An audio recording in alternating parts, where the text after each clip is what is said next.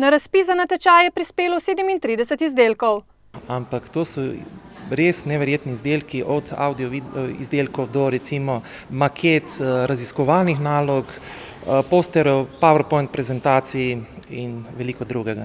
Naša šola je imela nalogo, da po svoje vsi učenci naredijo projekte pri predmetu etika o varčni rabi energije, elektrike, kaj mislimo, da bi bilo dobro narediti za okolje, za svet. Delali smo tudi radio, da je podobno, v glavnem pa večinoma projekte.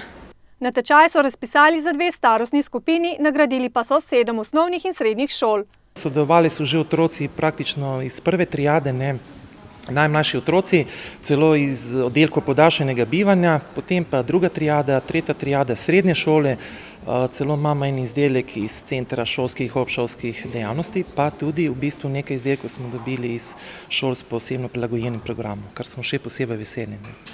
Učenci in dijaki so se sicer tako seznanili z viri energije in načini proizvodnje električne energije v Sloveniji.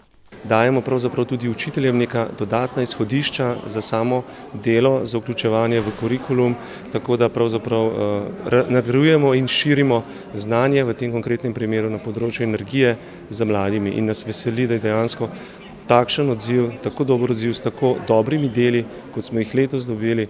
Iz leta v leto je tako napredek na okoljskem področju večji, še dodaja.